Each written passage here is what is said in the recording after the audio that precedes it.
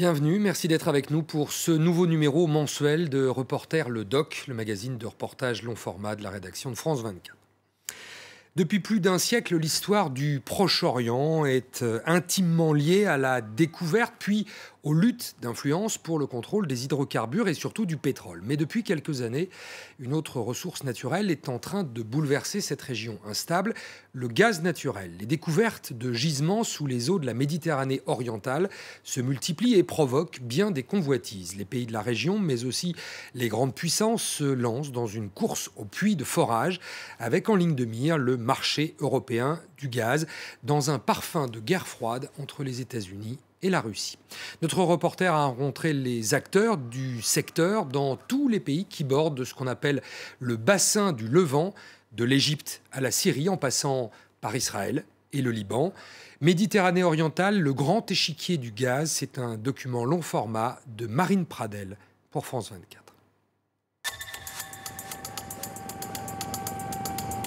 Mer Méditerranée, quelque part au large, entre les eaux égyptiennes, chypriotes et israéliennes. Depuis 7 ans, ils sont de plus en plus nombreux. Bateaux de relevés sismiques, navires d'exploration, battant pavillon norvégien, turc, immatriculés aux îles Marshall ou aux Bahamas. We use to make up pipe in there, so we don't drop anything in the water. That's why we have a protection. Tous sont unis dans une même quête, celle du gaz. There it is, it's the Margay. Look, here too. Car depuis quelques années, du gaz naturel, ici, il y en a. Beaucoup. Le plus grand bassin gazier jamais découvert aux portes de l'Europe. Israël trouve le premier, plusieurs gisements dans ses eaux territoriales, suivis par Chypre, puis l'Égypte en 2015. Les majors du pétrole envoient leurs navires d'exploration à travers tout le bassin du Levant, de l'Égypte aux côtes turques. Industriels, États, groupes armés, chacun veut sa part du gâteau. Tout à coup, ce ne sont plus juste quelques pêcheurs qui s'intéressent à ces eaux. Soudain, il y a des milliards et des milliards de dollars en jeu. Mais le gaz se joue des réalités géopolitiques. À cheval sur des frontières non tracées, entre des États en guerre, les gisements, la promesse de la manne gazière, pourraient bien forcer les ennemis de toujours à coopérer. L'énergie, c'est bien, un facteur de stabilité. Le gaz naturel va renforcer la paix dans la région. Ça change vraiment la donne pour l'Égypte et pour la région. C'est un rêve devenu réalité. Mais le gaz pourrait aussi être l'étincelle de trop dans une région hautement inflammable. L'appeler gaz de la paix n'est pas la façon la plus pacifique de présenter les choses. Ça a été un facteur de tension. C'est la recette du désastre, la recette pour des comportements agressifs et pour des conflits armés. Ils vont se faire la guerre. Le Liban et Israël vont entrer en guerre.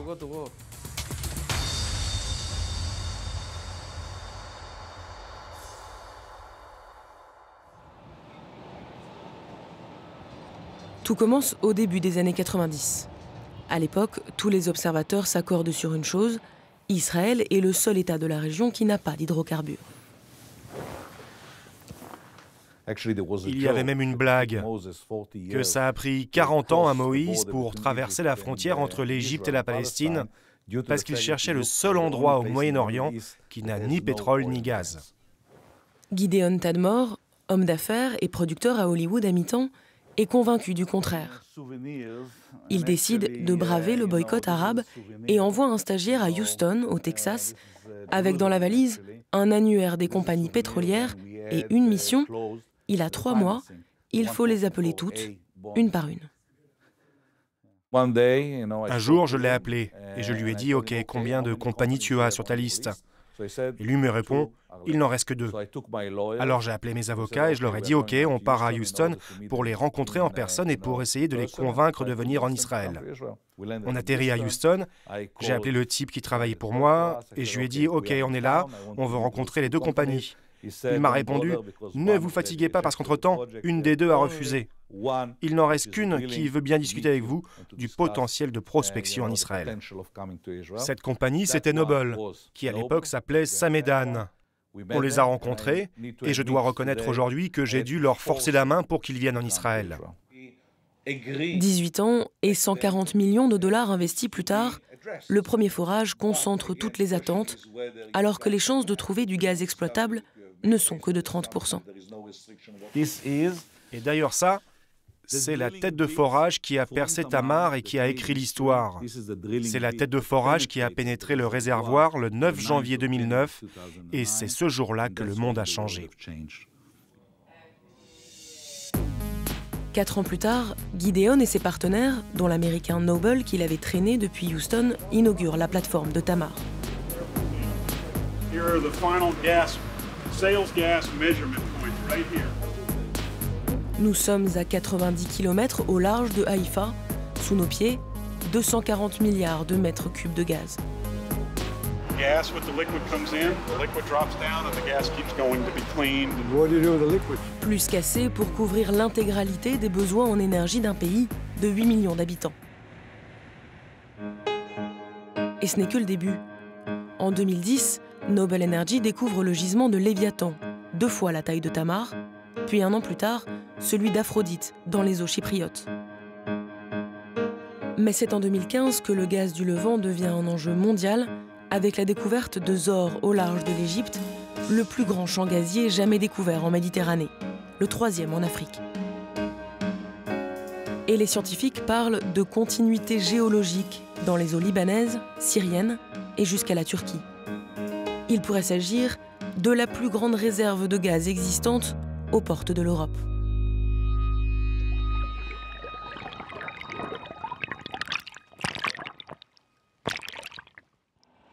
Au ministère de l'Énergie israélien, l'effervescence se lit sur les cartes sous la forme de tracés de pipeline. Tamar produit déjà du gaz et vous pouvez voir le gazoduc qui va jusqu'à la plateforme. Et puis depuis la plateforme jusqu'à la côte israélienne. Hier encore, Israël achetait son énergie aux 4 coins du monde. Pour le ministre, le plan est clair.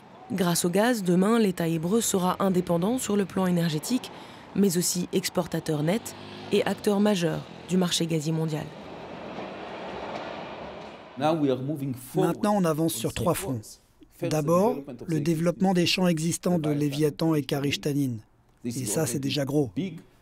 Deuxièmement, la découverte de nouveaux champs de gaz. Et troisièmement, la construction de gazoducs. 3 gazoducs, un d'Israël vers l'Égypte, un d'Israël vers la Turquie et un d'une rive à l'autre de la Méditerranée, d'Israël à l'Italie en passant par Chypre et par la Grèce. Des pipelines entre Israël, l'Égypte, la Turquie, comme des traits d'union entre les ennemis d'hier. Les découvertes de gaz naturel en Israël contribuent à créer une sorte de coopération entre différents pays du Moyen-Orient.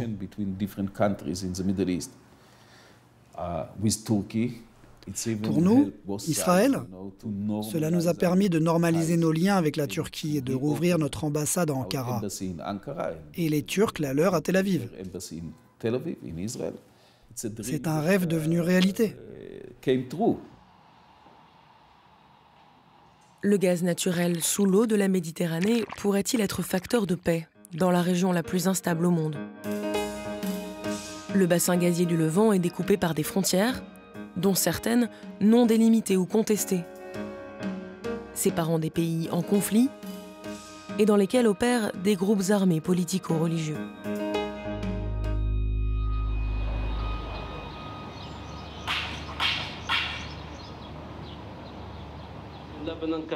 Si le ministre israélien est confiant, c'est qu'il a derrière lui un lobbyiste de poids. Ladies and gentlemen, please welcome Mr. Hochstein. Thank you. En ce mois de mai 2016, Amos Hochstein, 43 ans, est l'envoyé spécial du président Obama pour la diplomatie énergétique. Le monde est en train de vivre une authentique révolution. Et nous sommes au cœur de cette révolution, une révolution énergétique. Passé du lobbying, notamment pour l'industrie pétrolière, à la diplomatie en 2011, Amos Hochstein est une sorte de super VRP des hydrocarbures, missionné par le département d'État. J'espère que je vais pouvoir venir couper des rubans sur les plateformes offshore très prochainement.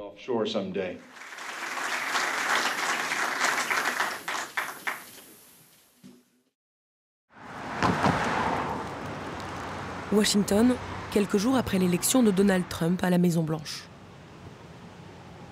Les administrations fédérales attendent de connaître les équipes de transition du nouveau président élu. Pourtant, au sein du cabinet énergie du département d'État, Amos Hochstein est serein. Sous Trump, il en est sûr, la politique pro-gaz méditerranéen ne bougera pas. Cette politique ne changera pas, je peux vous l'assurer. Il y aura une continuité. Que je parte ou que je reste, cela n'aura aucune conséquence sur la poursuite de cette politique. Car il semble que le gaz ait déjà fait des petits miracles géopolitiques dans la région. Quand on a démarré ce processus, les relations politiques entre Israël et Chypre étaient très froides. Les relations entre Israël et l'Égypte étaient pacifiques, mais il s'agissait d'une paix plutôt glaciale. Il y avait très peu de coopération avec la Grèce et les relations entre Israël et la Turquie étaient complètement rompues. Donc l'idée que j'ai eue il y a environ 5 ans et que je partageais avec la secrétaire d'État, Mme Clinton, le président Obama et le vice-président Biden, était de s'impliquer pour faire en sorte que ces pays travaillent ensemble. Le gaz, l'argent des hydrocarbures peuvent-ils réussir là où la diplomatie classique, les pourparlers de paix, ont échoué? La découverte des gisements a contribué à remettre un pays sur la carte stratégique de la région, Chypre. L'île est coupée en deux depuis 1974. Au nord, la République turque de Chypre du Nord, gardée par l'armée turque et reconnue par son seul allié, Ankara. Au sud, la République de Chypre, reconnue internationalement et membre de l'Union européenne.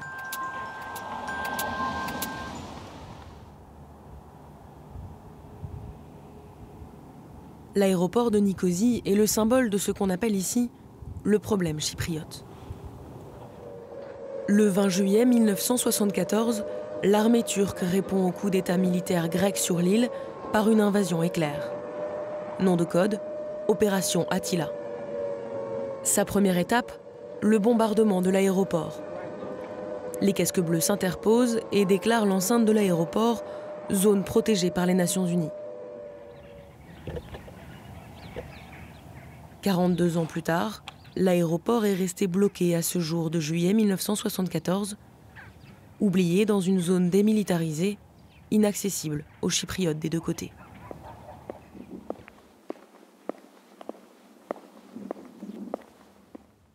Qu'est-ce que vous voyez? Du vide. C'est tellement vide. On est comme perdu dans le temps et dans l'espace. Hayriye Kaveci est chercheuse en géopolitique des hydrocarbures et originaire du nord de l'île, côté turc.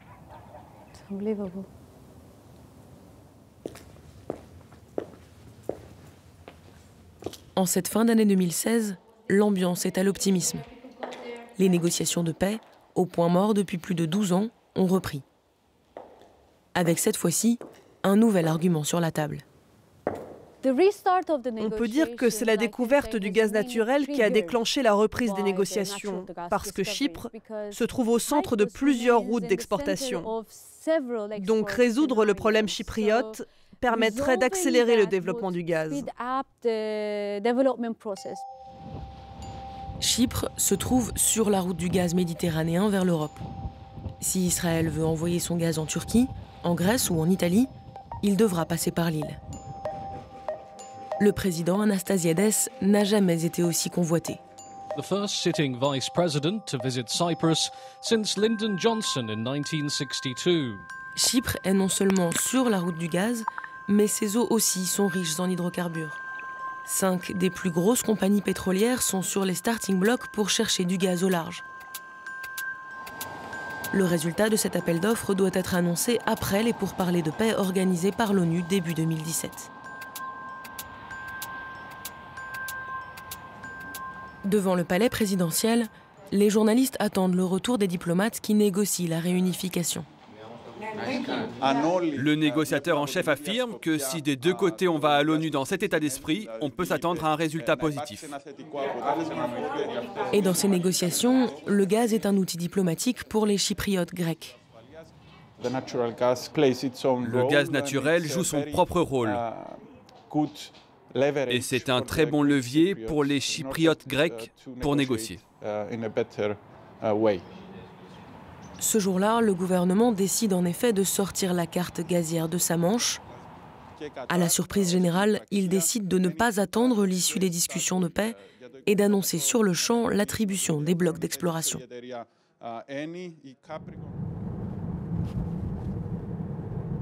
Alors que nous quittons la zone démilitarisée, la chercheuse apprend la nouvelle.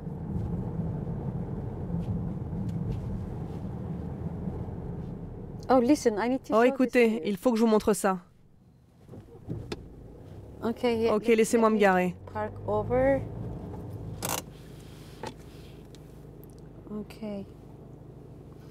Apparemment, il y a eu une réunion ministérielle aujourd'hui.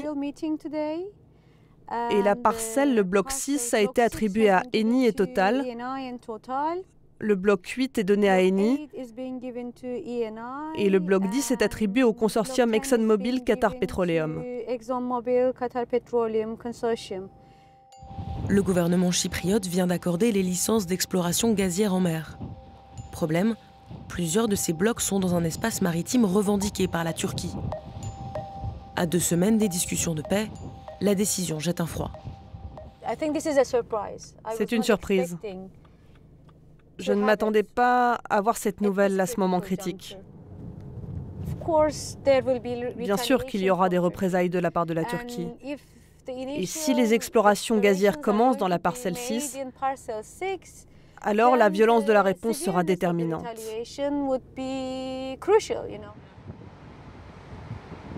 La chercheuse est inquiète car des précédents existent. En 2014, la Turquie, en protestation contre les explorations, envoie elle aussi des navires pétroliers au large de l'île, mais ceux-là escortés par des navires de guerre. Le ton monte entre Ankara, Nicosie et Athènes. Les négociations de paix sont abandonnées.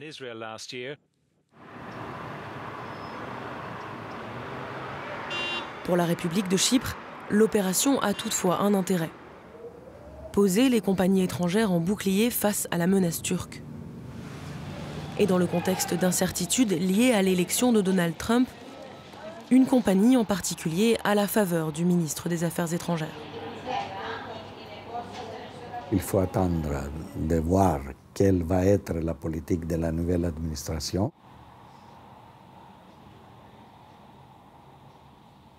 Mais il faut que je vous rappelle que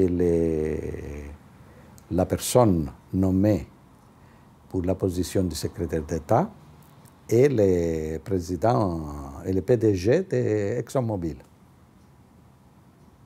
Et ExxonMobil Et ExxonMobil va être une compagnie intéressée à Chypre. Les premiers navires d'exploration d'ExxonMobil sont attendus au large de l'île à la fin 2017. La manœuvre n'est pas du goût de la Turquie. 2 semaines après notre tournage, les discussions pour la réunification se soldent par un échec. Le leader turc-chypriote quitte la table des négociations, retour à la case départ.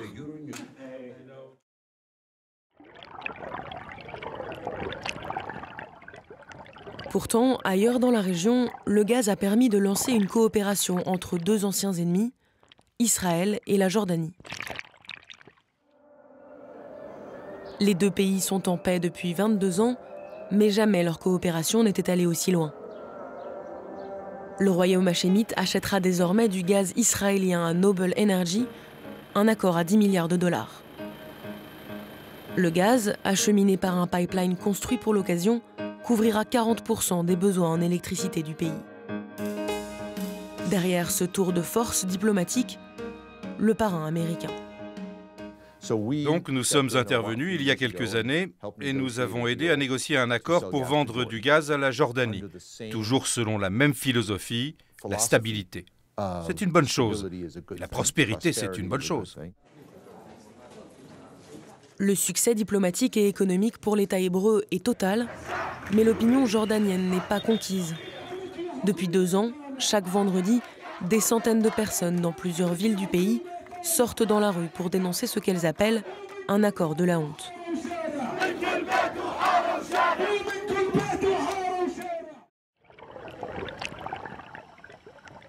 Mais s'il est un pays de la région où le potentiel de conflictualité est le plus fort, c'est le pays du cèdre. Ici, rien ne vient troubler la quiétude des eaux, ni navires d'exploration, ni plateforme. Pourtant, le Liban a été l'un des premiers à mener des études sismiques dès les années 90. Leur résultat est clair. Le sous-sol des fonds marins pourrait renfermer des centaines de milliards de mètres cubes de gaz. Mais pour en être sûr, il faudrait commencer les forages. On commence avec des bases d'approvisionnement, après vient la production et après les usines. Après 2 ans de vide au sommet de l'État, le Liban vient tout juste d'avoir un nouveau président et un gouvernement. Tu dois contacter le ministre des Finances, c'est lui qui a la tutelle là-dessus. Tu le connais, toi ? Non, ça fait que 2 jours qu'il est en poste. L'occasion pour Nasser Hotait, membre de l'administration libanaise du pétrole, de relancer la machine. Oui, on a l'impression qu'on est en train de pêcher du poisson dans la Méditerranée pendant que les autres exploitent leur gaz et pétrole. C'est frustrant, mais on n'est pas découragé. Au-delà du vide institutionnel, il y a aussi un manque de confiance. Pour les Libanais moyens, puisqu'il y a de la corruption un peu partout dans le pays, il y aura forcément corruption dans ce dossier-là.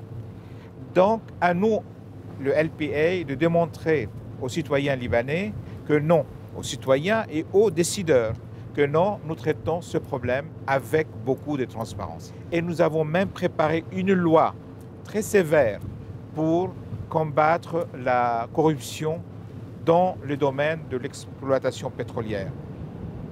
Mais le pays fait face à un problème plus épineux encore que celui de la corruption. Des frontières maritimes non délimitées, notamment au sud avec Israël, avec lequel le Liban est toujours officiellement en guerre.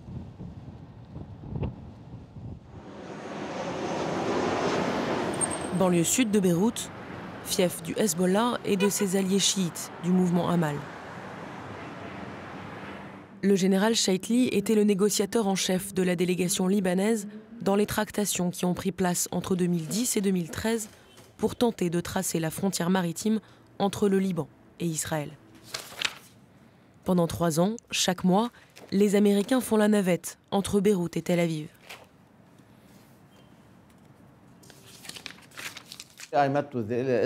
J'ai rencontré la délégation israélienne à Nakoura, où nous nous sommes entretenus lors de réunions tripartites sous l'autorité du commandant de la FINUL. En 2008, le Liban et Chypre se mettent d'accord sur une délimitation de leurs frontières maritimes. Au sud de cette ligne se trouve Israël, frontalier des 2 États. Le Liban n'ayant pas de relation avec l'État hébreu, il décide avec Chypre de terminer leur ligne sur le point 1, un peu plus au nord. En 2009, Israël prend acte de cet accord et fixe ce même point 1 comme extrémité nord de sa frontière maritime. Résultat, 850 km² d'espace maritime contesté. Le Liban dépose un recours aux Nations Unies et les Américains se posent comme médiateurs. Ça, c'est la ligne libanaise et ça, c'est la ligne israélienne. Et ça, c'est la ligne proposée par les États-Unis. La ligne des Américains divise la zone en 468 km pour le Liban et 392 pour Israël. Monsieur Hochstein nous a dit que soit on acceptait la proposition telle qu'elle, soit la proposition tombait à l'eau. C'est à prendre ou à laisser. Problème, ces 850 km² s'étendent précisément sur un gisement commun. Non loin, Israël extrait le gaz de Tamar. Encore plus près de la zone contestée, le champ de Karish. Depuis l'échec des négociations en 2013, la situation est gelée, mais explosive. Ce n'est pas très judicieux de leur part d'exploiter les ressources ici, parce que le gisement est un gisement commun. Mais qu'est-ce qui peut arriver s'ils forent ici? Ils vont se faire la guerre. Qui? Le Liban et Israël vont entrer en guerre.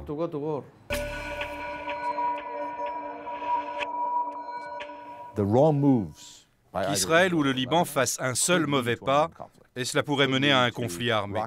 Cela pourrait entraîner des tirs de roquettes d'un côté vers les plateformes israéliennes, ce qui provoquerait des représailles de l'autre côté. Ce ne sont pas des pays qui sont connus pour résoudre leurs disputes de façon pacifique. Le Hezbollah, présent au sud Liban, a déjà prévenu « il défendra les hydrocarbures libanais ». Le parti dit détenir des missiles iraniens pointés vers les installations gazières israéliennes comme vers les autres sites stratégiques du pays. Devant la menace, en février, Israël ferme l'usine chimique d'ammonium de Haïfa, au nord du pays.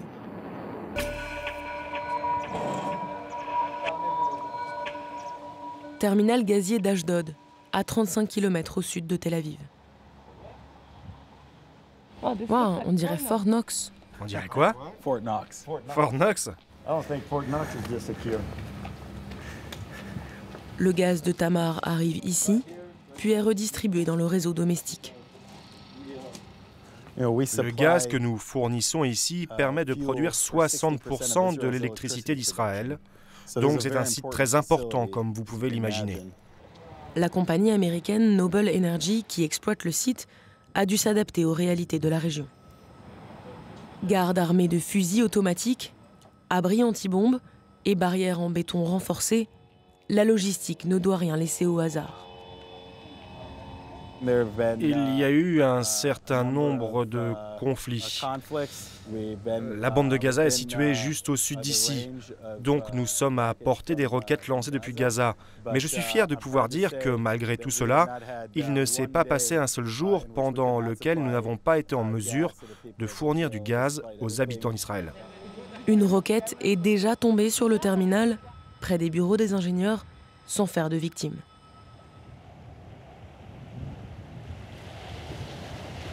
Le gaz serait même à l'origine d'une guerre, le conflit qui ravage la Syrie depuis 6 ans. La théorie est à la mode et elle est reprise activement par des sites complotistes. The Western powers are still pushing to arm the rebels in order that they can gain control of key territories along the pipeline.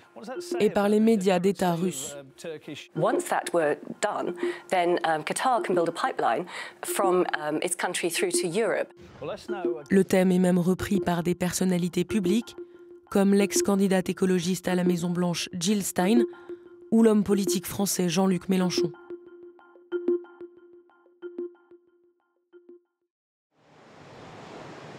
La guerre en Syrie ne serait depuis le début qu'une histoire de gazoduc.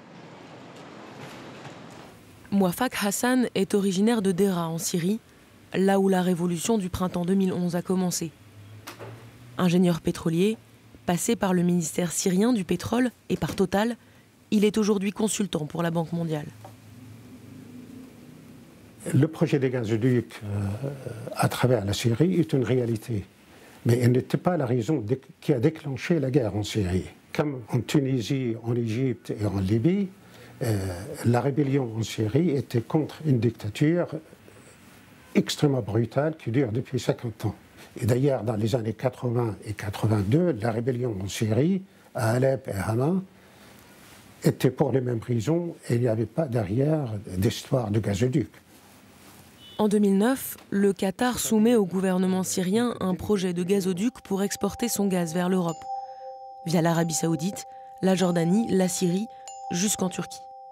En mars 2011, la révolution syrienne éclate. 6 mois plus tard, le gouvernement syrien rejette le pipeline qatari au profit d'un autre projet, un gazoduc iranien passant par l'Irak et la Syrie. Le refus syrien a sûrement provoqué quelque chose, une réaction de Qatari pour armer l'opposition en Syrie. Ça, c'est certain. Les intérêts en fait, gaziers en Syrie sont assez contradictoires entre les belligérants déjà, entre la Russie d'un côté et l'Iran et le Qatar de l'autre côté. Le Qatar et l'Iran souhaitent exporter du gaz vers l'Europe. Or, la Russie est le premier fournisseur de marché européen de gaz. La Russie, présente militairement en Syrie, s'assure qu'aucun gazoduc ne viendra rogner son quasi-monopole sur l'approvisionnement de l'Europe en gaz. Et le Kremlin en profite pour aller plus loin. Depuis le début de la guerre, le régime syrien a progressivement transféré les droits sur ces hydrocarbures à la Russie. En décembre 2013, le ministre du pétrole de l'époque accorde à la compagnie d'État russe Soyouzneftgaz une licence de 25 ans pour la prospection gazière dans les eaux syriennes. La Russie contrôle près de la moitié du gaz qui entre en Europe. Certains pays européens sont 100% dépendants de la Russie pour leur gaz naturel et pour leur énergie. Et cela veut dire du pouvoir politique. Et c'est mon travail de trouver, en coopérant avec l'Union européenne et Bruxelles, et avec les États membres individuellement, un moyen de contrer cela. Comment diversifier les sources d'approvisionnement? Que fait-on quand le gaz en provenance de Russie est coupé en Ukraine en plein milieu de l'hiver? La crise du gaz de l'hiver 2014 en Ukraine est pour l'administration américaine l'acte 1 d'une nouvelle guerre froide énergétique. Depuis, nous avons diminué le pouvoir de nuisance de la Russie en augmentant la production en Ukraine, en améliorant l'efficacité des systèmes, en réformant un peu les secteurs touchés par la corruption et en soutenant l'économie ukrainienne dans sa globalité. Mais la Russie a contré. La Russie contre par le nord, en construisant le pipeline Nord Stream. D'ici la fin 2019, plus de 1220 km de tuyaux achemineront le gaz russe directement en Allemagne, au cœur de l'Europe. Raison de plus pour le département d'État de promouvoir le gaz méditerranéen et son éventail de pipelines vers l'Europe. Pourtant, certains experts doutent du réalisme des projets de gazoducs méditerranéens.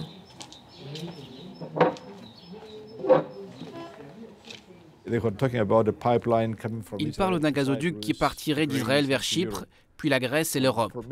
Pour moi, ce pipeline, c'est un pipe dream, un rêve, c'est trop cher, ça n'arrivera jamais. Le gaz russe, c'est très peu cher et il y en a à foison. La Russie a plus de 100 milliards de mètres cubes de gaz qu'elle peut envoyer en Europe ou n'importe où, très rapidement. Personne d'autre n'est capable de faire ça. Le gaz en Europe est vendu par des entreprises, pas par l'UE, pas par Bruxelles, pas par des gouvernements, par des entreprises qui achètent et vendent du gaz pour faire du profit. Le profit, on l'aurait presque oublié. Pour l'instant, il est un pays où il est vraiment palpable, l'Égypte. En ce mois de février 2017, tous les acteurs du secteur se pressent au Caire pour la première édition du Egypt Petroleum Show.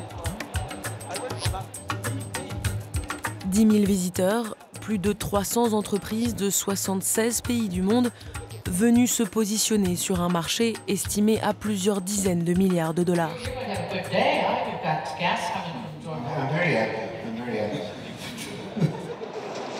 Et il y a de quoi se réjouir. La découverte du gisement géant de Zohr, c'est lui. Claudio Descalzi est le patron de la compagnie pétrolière italienne Eni. Aujourd'hui, nous étions au Caire pour rencontrer le président et pour lui confirmer que nous commencerons à commercialiser le gaz fin 2017. 2 ans de la découverte à la gazinière.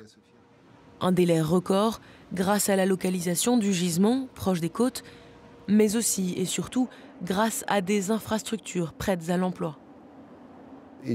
L'Égypte peut exporter 37 milliards de mètres cubes par an par gazoduc et gaz naturel liquéfié. Et Israël peut tirer profit de cela s'il signe un accord. Et Chypre aussi. Donc ce n'est pas seulement bon pour l'Égypte. Et c'est une bonne nouvelle que cette découverte ait eu lieu en Égypte, car le pays possède déjà toutes les infrastructures. Le problème du gaz, c'est le transport. Le pétrole liquide peut être transporté facilement, pas le gaz. Il faut le faire passer par des gazoducs ou le liquéfier pour le transporter par bateau.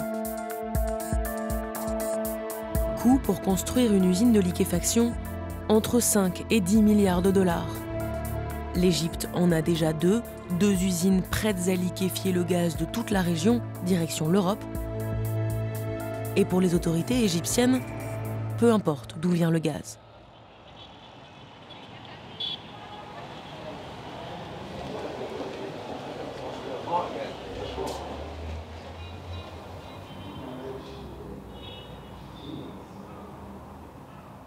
Est-ce que du gaz israélien pourrait être liquéfié en Égypte? Cela pourrait arriver, oui. En fin de compte, la question n'est pas d'où vient le gaz, parce que vous pouvez acheter n'importe quel produit sur le marché, venant de n'importe quel pays. Aujourd'hui, on vit dans un monde globalisé et nous parlons d'une ressource qui a un prix international. La provenance n'a aucune importance tant que vous avez l'argent pour payer. Le gaz du Levant, un business comme un autre. Le gouvernement égyptien veut y croire, mais pas au point de faire passer le gaz israélien par le Sinaï, où sabotage et attentats contre le pipeline sont monnaie courante. Le gaz passera sous l'eau de la Méditerranée, à l'abri des regards. Dans 2 ans, l'Europe devrait recevoir ses premières cargaisons de gaz liquéfié en provenance d'Égypte. D'ici là, le gaz n'aura peut-être pas apporté la paix, mais pas non plus la guerre, car au-delà des postures politiques, le gaz naturel est un business. Et si la Méditerranée orientale sent le gaz, l'argent du gaz, lui, n'a pas d'odeur.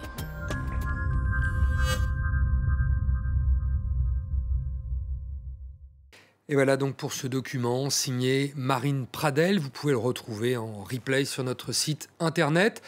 C'est la fin de cette émission. On se retrouve dans un mois pour un nouveau numéro long format de Reporter, le doc, et dès la semaine prochaine pour Reporter sur France 24.